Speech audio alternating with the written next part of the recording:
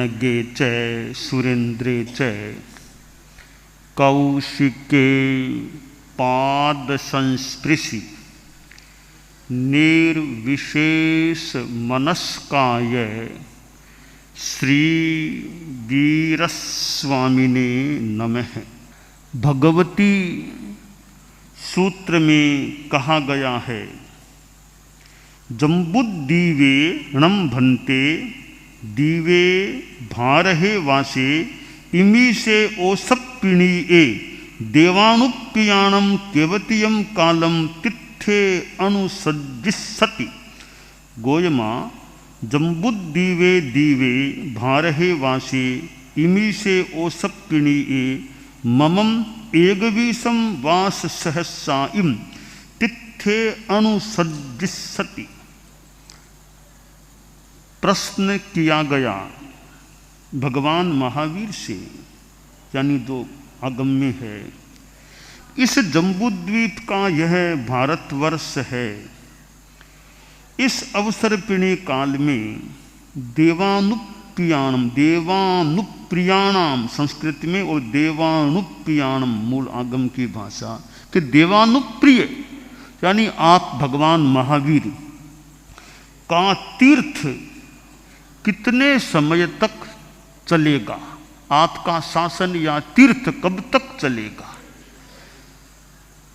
उत्तर दिया गया गौतम के नाम कि इस जम्बूद्वीप द्वीप के इस भारतवर्ष में मेरा यह तीर्थ 21,000 वर्ष तक रहेगा। एक भविष्यवाणी की सी यह बात है कि भगवान महावीर कहते हैं मेरा तीर्थ 21,000 वर्ष तक रहेगा, यानी लगभग मान लो पंचम अर्घ की संपन्नता तक रहेगा। आगम की वाणी है और भगवती आगम की वाणी है। 21,000 वर्ष तक भगवान महावीर का तीर्थ रहेगा। इस तीर्थ रहने के संदर्भ में प्रश्न उठता है कि तीर्थ क्या साधु साध्वी श्रावक श्राविकाएं चारों लगातार 21,000 वर्षों तक रहेंगे? शुद्ध साधु परंपरा लगातार 21,000 वर्ष तक रहेगी। और इस सीधा अर्थ कोई करे तो भी एक तीर्थ रहेगा कि भगवान महावीर का तीर्थ रहेगा। आगम की बातों पर अर्थ करते समय बहुत महत्वपूर्ण बात है, निष्पक्ष भाव होना चाहिए। न केवल आगम, किसी भी ग्रंथ का अर्थ करना है, किसी आदमी की कही गई बात का अर्थ करना है, तो निष्पक्षता का भाव बहुत महत्वपूर्ण होता है। जहां पक्षपात हो गया कि इस तरह बात को जैसे तैसे सिद्ध करने का प्रयास करूं, वह मेरी दृष्टि में बढ़िया बात नहीं होती है। संस्कृत का एक सुंदर श्लोक है, यत्किंचित अंतर भी हो तो हो सकता है। आग्रही बत निनीसति युक्तिम तत्र यत्र मतिरस्य निविष्टा। आग्रहेण या पक्षपात रहितस्य तु युक्तिर यत्र तत्र मतिरेति निवेशम। बड़ा सुंदर श्लोक है निष्पक्षता के संदर्भ में कि जो आग्रही आदमी है, पूर्वाग्रही है, जो पहले से बंधा हुआ है, वो युक्ति को भी जैसे तैसे अपनी जो मति है वहां ले जाने का प्रयास करता है। और जो आदमी आग्रहेण रहितस्य या पक्षपात रहितस्य, आग्रह से रहित है अथवा पक्षपात से रहित है, उसकी जो युक्ति है, उसकी मति वहां जाती है जहां युक्ति से संगतता होती है। एक तो युक्ति को अपनी मान्यता की ओर खींचना, एक अपनी मति को युक्ति की तरफ ले जाना, इसमें बड़ा वैपरीत्य है, अंतर है।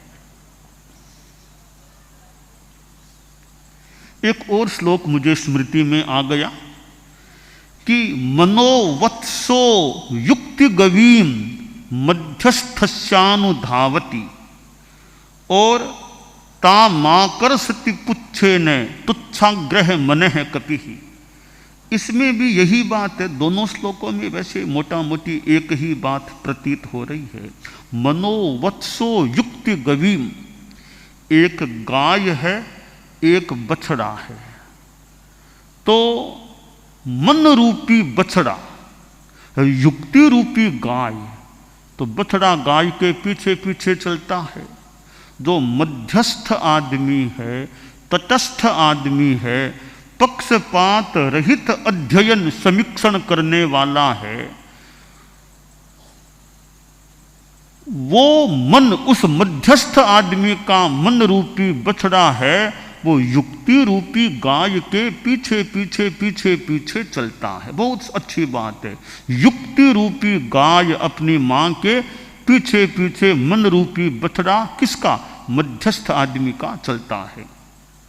अब जो दुराग्रही है, तुच्छाग्रही है, वो क्या करेगा? युक्ति रूपी गाय की पूंछ को पकड़ के इधर खींचेगा। किधर खींचेगा? जिधर उसकी मान्यता, जिधर उसका आग्रह, उसकी ओर युक्ति को ले जाने का, गाय की पूंछ पकड़कर उसको खींचने का। कपिहि तुच्छाग्रह मनः कपिहि, तुच्छ आग्रह, दुराग्रह रूपी मन वाला बंदर है। बंदर गाय की पूंछ पकड़ के गाय को इधर खींचने का प्रयास करता है। हम अध्ययन करते हैं, हम आगमों को पढ़ते हैं और भी ग्रंथों को पढ़ते हैं या पढ़ें, तो अध्येता अच्छा वह होता है जो मध्यस्थ हो, पक्षपात रहित हो, दुराग्रह रहित हो, युक्ति रूपी गाय की पूंछ को पकड़ के बंदर की तरह खींचने वाला न हो, बल्कि बछड़े की तरह युक्ति रूपी गाय के पीछे पीछे चलने वाला हो। सच्चाई का साक्षात्कार करना है तो हमें वो बछड़ा बनना पड़ेगा। मध्यस्थ आदमी का मन रूपी बछड़ा वैसा बनना पड़ेगा, युक्ति रूपी गाय के पीछे पीछे चलना होगा, तब हम अच्छे अध्येता बन सकेंगे। और जहां आग्रहपूर्ण दृष्टिकोण है, भले आगम को पढ़ें और ग्रंथों को पढ़ें, आग्रहपूर्ण दृष्टिकोण है, तो वहां वो सच्चाई अभिव्यक्त न भी हो। इसलिए अच्छा अध्येता वह है जो निष्पक्ष भाव से अध्ययन करे, निष्पक्ष भाव से समीक्षा करे। अच्छा न्यायाधीश कौन होता है? न्यायमूर्ति आए थे अभी कुछ दिनों पहले। अच्छा न्यायाधीश कौन है? अच्छा न्यायाधीश वह है जो मध्यस्थ भाव से यथार्थ को सही फैसला देने को तत्पर होता है कि दो पक्षों की बात, दलीलें दोनों ओर से, दोनों ओर के वकील बोल रहे हैं, अब सही बात किसकी, उस तरफ ध्यान रहता है, सही को पकड़ने का प्रयास होता है, न कि कहीं पक्षपात हो कि इसको जैसे तैसे इसके अनुकूल फैसला दे दूँ, यह मेरा निकट, इसके अनुकूल फैसला दे दूँ। यह दृष्टिकोण है तो मेरे ख्याल से वो बढ़िया न्यायाधीश नहीं हो सकता। बढ़िया न्यायाधीश वह है न मेरा न तेरा, न्याय ही मेरा है और कोई मेरा है न तेरा है, प्रलोभन मुक्त, भय मुक्त और विवेक संपन्न होता है, वह न्यायाधीश बढ़िया न्यायाधीश हो सकता है। इसी प्रकार बढ़िया अध्येता वह है जो पक्षपात रहित दृष्टिकोण से अध्ययन करने का प्रयास करता है, समझने का प्रयास करे कि सही क्या बात है।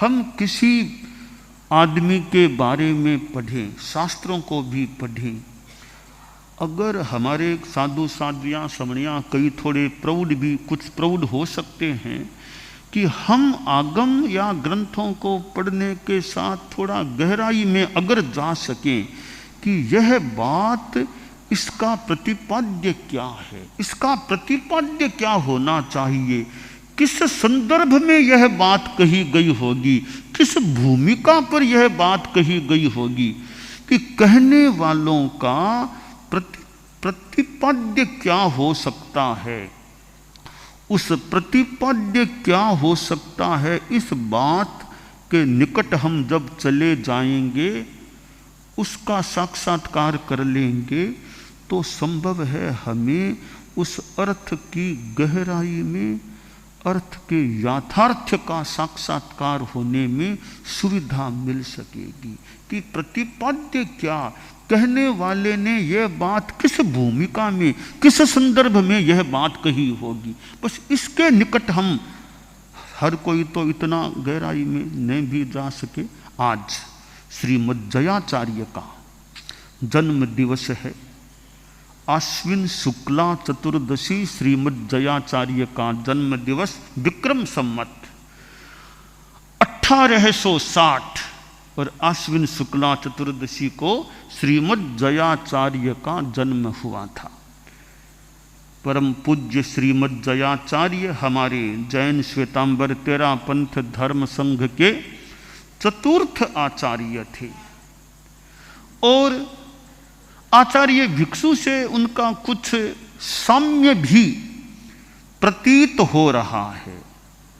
पहली बात यह है कि आचार्य भिक्षु का तो जीवन का अंतिम वर्ष है विक्रम संवत 1860 और जयाचार्य का मानो प्रारंभ का वर्ष है विक्रम संवत 1860। दोनों महापुरुष विक्रम संवत 1860 से एक महाप्रयाण की दृष्टि से और दूसरे जन्म से जुड़े हुए हैं। यह पहला साम्य, दोनों का जुड़ाव विक्रम संवत 1860 के साथ है, यह पहला साम्य है। दूसरा साम्य हम देखें तो आचार्य भिक्षु भी कांठा से थे, संभवतः रोहित भी कांठा में ही होगा असंभवतः, तो जयाचार्य भी कांठा से थे, यानी दोनों मारवाड़ से थे, दोनों ही मारवाड़ी थे। दोनों मारवाड़ से हमें मिले हमारे संघ को ऐसे आचार्य थे। यह मारवाड़ और कांठा का आश्रय दोनों में दूसरा साम्य हो जाता है। मैं तीसरा साम्य देखता हूँ, संभवतः दोनों का वर्ण थोड़ा सांवरा रहा होगा, दोनों का ही, तो भिक्षु सो श्याम चेरो, तो श्यामता, सांवरियापन, यानी दोनों ही हमारे सांवरिया थे, दोनों ही श्याम थे। यह तीसरा उनमें साम्य प्रतीत होता है। चौथा साम्य यह है कि दोनों जीवन के 8वें दशक में, लगभग दोनों की उम्र भी प्रायः समान थी, मैं भूल न करूं तो दोनों 78वें वर्ष में दोनों महाप्रयाण को प्राप्त, या लगभग 78 या 78वें वर्ष में दोनों महाप्रयाण को प्राप्त हुए थे। यह भी दोनों में साम्य है। और अगला साम्य देखूं कि दोनों शास्त्रों के विद्वान थे, आगमों के दोनों ही आचार्य श्री विद्वान थे। आचार्य भिक्षु भी बड़े विद्वान प्रतीत होते हैं जैन आगमों के, तो श्रीमद् जयाचार्य भी मुझे क्या, कईयों को मान ले, एक बड़े विद्वान व्यक्तित्व थे आगम वांग्मय के। अगला साम्य देखूं, दोनों राजस्थानी भाषा के साहित्यकार थे। आचार्य भिक्षु का कितना साहित्य है राजस्थानी भाषा में, और श्रीमद् दयाचार्य का तो लाखों, 3 लाख 3.5 लाख जितना भी गाथाग्र प्रमाण उनका राजस्थानी भाषा में साहित्य है। और साम्य देखूं, दोनों ने अपने साहित्य में रागिणियों में भी साहित्य की रचना की है। और दोनों ही हमारे धर्म संघ के एक, भिक्षु स्वामी तो खैर पहले अनुशासता थे ही थे, जयाचार्य को भी मैं एक तेरा पंथ को फिर एक नई लिफ्ट देने वाले, नया एक उन्मेष लाने वाले, एक नया वेग देने वाले, एक नया प्रस्थान कराने वाले कुछ अंशों में श्रीमद् जयाचार्य थे। आचार्य भिक्षु जैन श्वेतांबर तेरा पंथ के प्रथम अनुशास्ता प्रणेता जो भी कह दें, तो जयाचार्य उसको एक संस्करण का रूप देने वाले, जैसे हम तेरा पंथ को एक पुस्तक ग्रंथ मान लें तो इस पुस्तक का पहला संस्करण तो प्रारंभ तो श्रीमद् भिक्षु स्वामी के समय, और इस पुस्तक का दूसरा संस्करण में, पुस्तक तो वो है ही है, इसका दूसरा संस्करण जिसमें यत्किंचित संशोधन आदि हो गया हो, पुनः कुछ संपादन हो गया हो, ऐसा संस्करण श्रीमद् जयाचार्य ने प्रस्तुत किया। तो तेरा पंथ महाग्रंथ का दूसरा संस्करण निकालने वाले मानो कि श्रीमद् जयाचार्य थे। कैसे उन्होंने संघ में एक नवीनता व्यवस्था को एक अंजाम दिया, रूप दिया। तो आज श्रीमद् जयाचार्य का यह जन्म दिवस है, यानी यो मान लें संभवतः 211वां तो नहीं, 221वां, 60 और 80 221वां संभवतः यह आज श्रीमद् जयाचार्य का जन्म दिवस है। तो श्रीमद् जयाचार्य उनमें तत्ववेत्तृत्व, यानी वो एक तत्ववेत्ता व्यक्ति थे। इतना ज्ञान उनमें था, ऐसा लगता है मानो कोई ज्ञान मूर्ति कह दे, ज्ञान मूर्ति रूप में उनको मैं देख रहा हूँ। इतना ज्ञान, आगमकार ज्ञान ही नहीं था, साथ में बात को प्रस्तुत करना, अपनी ओर से बात को समीक्षा के साथ प्रस्तुत करना, ये उनकी एक शैली। टीका की बात की भी समीक्षा कर दी, उसकी जो समीक्षा भी उन्होंने की है। बड़े ज्ञानी पुरुष थे, ऐसा आभाषित हो रहा है। श्रीमद् जयाचार्य एक अध्यात्मवेत्ता पुरुष थे, अध्यात्म जगत के वे एक व्यक्तित्व थे, महान पुरुष थे। उन्होंने स्वयं, साधु तो खैर थे ही थे, आचार्य थे ही थे, उन्होंने फिर विशेष साधना भी की। अंतिम वर्षों का उनका लेखा जोखा सारा कोई ध्यान दे, अंतिम वर्षों में कैसे उन्होंने अपने आप को साधना में लगा दिया। मघवा जैसे युवाचार्य उनके पास थे, तो श्रीमद् जयाचार्य ने कितना अपना एकांत और साधना में, स्वाध्याय में कितना समय लगाया। तो वो एक अध्यात्म योगी पुरुष भी प्रतीत हो रहे हैं, और साथ में एक अनुशास्ता व्यक्ति भी थे, विधि व्यवस्थापक व्यक्तित्व भी थे। धर्म संघ में विधि विधान व्यवस्था ये सारे करने वाले भी, एक नवीनता लाने वाले, एक अच्छा रूप देने वाले, कार्य प्रणाली को एक थोड़ा परिवर्तित करने वाले थे, वो एक आचार्य थे, व्यक्तित्व थे। तो हमारे धर्म संघ के आचार्यों में, यूँ तो सभी आचार्य हमारे तो परम पूजनीय ही हैं, अपना अपना योगदान भी हो सकता है, परंतु श्रीमद् जयाचार्य का मैं हमारे आचार्यों में कुछ वैशिष्ट्य देख रहा हूँ। लगभग 30 वर्षों का उनका आचार्य काल रहा था, और जयपुर में उनका फिर विक्रम संमत 1938 में भाद्रव कृष्णा द्वादशी को महाप्रयाण हुआ था। तो मैं जो भगवती सूत्र का यह प्रसंग बता रहा था कि भगवान महावीर का तीर्थ 21,000 वर्ष तक रहेगा, श्रीमद् जयाचार्य ने इस बात को थोड़ा विश्लेषित किया है। का तीर्थ का मतलब क्या? ये तीर्थ का प्रवचन, आगम, शास्त्र, श्रुत। तो भगवान महावीर का यह जो आगम, श्रुत, प्रवचन है वो 21,000 वर्ष तक रहेगा। साधु संस्था तो मान लो कभी रहे, कभी शुद्ध साधु परंपरा रहे न रहे, पर यह प्रवचन रहेगा। प्रवचन ज्ञान भी आपकी तीर्थ संघ में ही होता है, तो उस रूप में संघ आधार भी है ज्ञान का, प्रवचन का। तो संग भी तीर्थ है, वैसे प्रवचन भी तीर्थ कहलाता है और यूँ संग भी तीर्थ कहलाता है। तीर्थकर्ता तीर्थंकर हो जाते हैं। तो भगवती सूत्र में यह एक भविष्यवाणी की बात आई है कि 21,000 वर्षों तक मेरा तीर्थ चलेगा।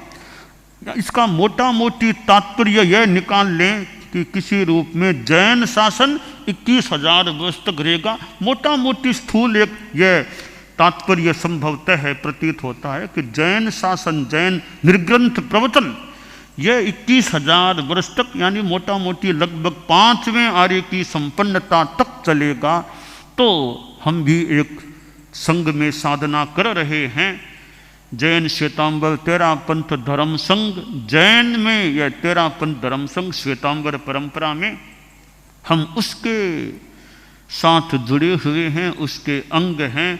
तो यह भिक्षु स्वामी से संबद्ध और फिर हमारी आचार्य परंपरा आगे चली है। तो हमारा यह भैक्षव शासन है, जैन श्वेतांबर 13 पंथ शासन है और उसमें अतीत में 10 आचार्य हुए हैं और परम पूजनीय श्रीमद जयाचार्य हमारे चतुर्थ आचार्य हुए, जिनको मैं 13 पंथ का दूसरा संस्करण, 13 पंथ महाग्रंथ का दूसरा संस्करण निकालने वाले आचार्य के रूप में मैं देख रहा हूँ। तो ऐसे श्रीमद जयाचार्य थे, फिर उनसे आगे फिर पहले भी आचार्य हुए, आगे फिर हुए, होते होते आचार्य श्री तुलसी और फिर आचार्य श्री महाप्रज्ञ जी, ये 9वें और 10वें आचार्य श्री हमें युग प्रधान आचार्य श्री के रूप में मिले थे। और चूंकि उन दोनों आचार्यों को हमने आंखों से देखा है, उनका चरण स्पर्श करने का मानो सौभाग्य हम में से कितनों को प्राप्त हुआ है। और ऐसे आचार्य श्री द्वय गुरुदेव तुलसी और आचार्य श्री महाप्रज्ञ जी, तो ये जो आगम श्रीमद जयाचार्य जैसे मानो आगम पुरुष कह दें, प्रज्ञा पुरुष कह दें, इन आगमों को इस रूप में ये हिंदी में अनुवाद टिप्पण आदि के रूप में प्रस्तुत करने वाले आचार्य तुलसी, आचार्य महाप्रज्ञ जी और मुख्य भैया हम उनके शिष्य आदि साथ मान लें। मूल आचार्य श्री तुलसी के वासना प्रमुखत्व में कार्य शुरू हुआ और आचार्य श्री महाप्रज्ञ जी उसके प्रधान कार्यकर्ता, प्रधान व्यक्तित्व थे, धुरंधर थे आगम कार्य के। ऐसे गुरुद्वय को हमने प्राप्त किया। तो श्रीमद जया तो यह आगम संबंधी कार्य है। मुझे तो यूँ लगता है आगम कार्य तो श्रीमद जयाचार्य ने शुरू कर दिया था। यह जोड़ लिखना और क्या, आगम का कार्य ही है जोड़ लिखना। भगवती जैसे आगम पर और भी अनेक आगमों पर भले अपूर्ण हो, कई आगम उनकी जोड़ रचना से जुड़े हैं।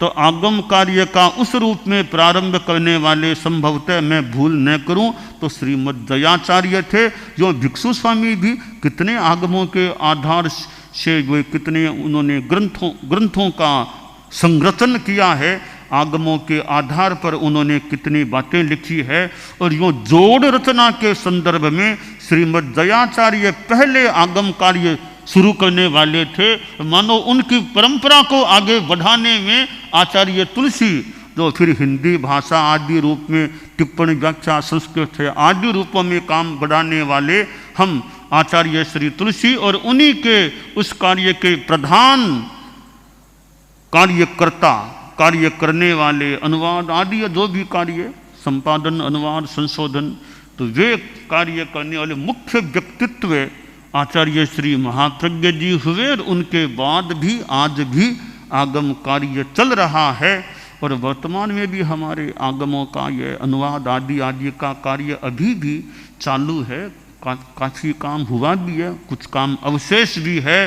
तो श्रीमद जयाचार्य जो आगम के इतने ज्ञाता कह दें महापुरुष थे, तो हमारा जो ये आगम का कार्य है, हमारे साधु साधियाँ भी उपस्थित हैं, अनेक आगम कार्य से जुड़े हुए हैं। यह आगम कार्य ज़्यादा थोड़ा जल्दी संपन्न हो जाए, कई वर्षों में संपन्न हो जाए, 32 ही आगम टिप्पण अनुवाद सहित सब काम संपन्न हो जाए तो एक कार्य हमारा यह आगम का, साथ में टीका चूर्णे भी सब ठीक संपादित होकर आ जाएं, तो आगम कार्य को निष्ठा तक पहुंचाने का श्रेय हमें मिल सकता है। जितना कर सकें उतना करें। तो हम हैं, हमारे साधु साधियाँ और जो भी जुड़े हुए हैं वे इस आगम कार्य को, जिनको जो कार्य सौंपा हुआ है, किसी को कुछ यूँ अलग अलग कार्य सौंपे हुए भी हैं, तो वो उनको स्मृति होगी, काम करते रहें, आगे बढ़ते रहें, मंजिल की ओर आगे बढ़ते रहें। साधु साधियाँ जो भी हैं, जिनको जो काम सौंपा हुआ है, हम पूछताछ व्यक्ति से करें न करें, काम सौंपा हुआ है, डेट लिखित है, अमुक डेट तक काम हो जाए, वो अपना याद रखें और कार्य को निष्ठा तक पहुंचाने का, डेट को अधिक नहीं, पहले ही पूरा कर दें तो और बढ़िया। डेट को अधिकने की जरूरत नहीं, डेट पड़ी है, लेट न हो ये ध्यान रखें। हम जल्दी काम, जितना जल्दी हो सके, और भी काम साधु साधियों के होते होंगे, तो फिर भी जितना हो सके हम कार्य करने का प्रयास करें। तो श्रीमद् जयाचार्य का यह जन्म दिवस है। मैं आगम कार्य की स्मारणा, साधु साधियों को स्मारणा करा रहा हूँ कि स्मारणा जो जिनको काम सौंपे हुए हैं, क्योंकि मैं आगम पर्यवेक्षक के रूप में हूँ, कि मैं आगम पर्यवेक्षक हूँ, आगम कार्य का मेरा लिखित में पर्यवेक्षक का जिम्मा है। तो इसलिए मैं विशेषतया वो निवेदन कर दें, स्मरणा करा रहा हूँ कि आगम कार्य हमारा। और जहाँ कोई पूछना हो, करना हो, तो हमसे संपर्क भी कर सकते हैं, और संपर्क वैसे होता भी है कईयों का। तो हमारा वो श्रीमद् जयाचार्य का जन्म दिवस है। हम जयाचार्य चूँकि आगम से जुड़े हुए थे, तो हम फिर गुरुदेव तुलसी आचार्य महाप्रज्ञ जी ने इस कार्य को जो आगे बढ़ाया है, हम और आगे इस कार्य को बढ़ाने का यथोचित प्रयास करते रहें। तो भगवती सूत्र में जो आया है कि मेरा, यानी देवानुप्रिय मेरा तीर्थ है, भगवान महावीर की भाषा में 21,000 वर्ष तक रहेगा। तो इन 21,000 वर्षों में बहुतों को कल्याण की दिशा में आगे बढ़ने का मौका मिले। मंगल कामना। दानान् शठ्ठम् अभयप्रयाणं सच्चेषु या अणवज्जं वयन्ति तवेषु या उत्तमं भचेरं लोगुत्तमे समणे।